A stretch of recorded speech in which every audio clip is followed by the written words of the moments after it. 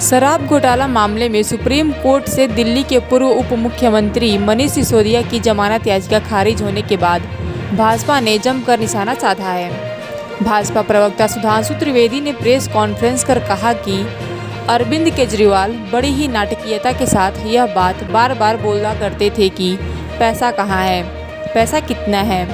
यदि आप supreme court के आज के ऑब्जर्वेशन को देखेंगे तो सिर्फ न जमानत याचिका खारिज की गई है बल्कि 338 करोड़ रुपए भी स्थापित होते दिख रहे हैं। तो अब ये केवल एलिगेशन नहीं है बल्कि 338 करोड़ के मनी ट्रेल का एक क्वांटिटेटिव सबमिशन भी हो गया है।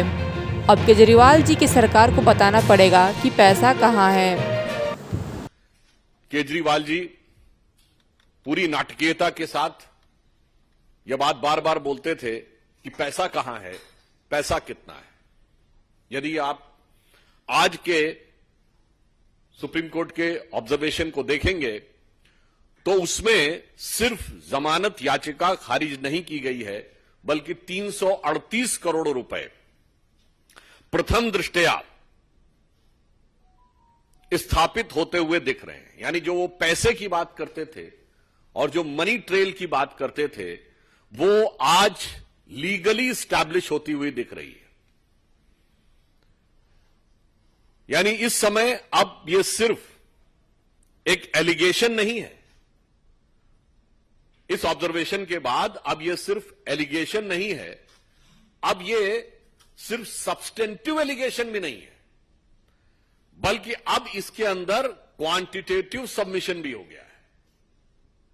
Means up till now it's not just an allegation, it is neither just a substantive allegation, but now it has come with a quantitative submission of the amount of 338 crores which is money trail is being probed।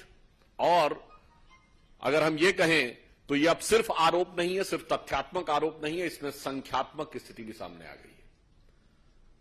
अभी तक वो कहते थे पैसा है कहां। वो जितनी भी बातें करते थे केजरीवाल साहब, तो पैसा मीडिया की रिपोर्ट में नहीं बताया जाता, पैसा जांच एजेंसी बताती है न्यायालय के सामने, और न्यायालय के समक्ष उपस्थित साक्ष्यों के माध्यम से यह पैसा उजागर हो रहा है। अब मुझे लगता है केजरीवाल जी की सरकार को बताना पड़ेगा न्यायालय को कि पैसा कहां है, ये शराब घोटाले का पैसा कहां है। लगता डूब गया है पैसा।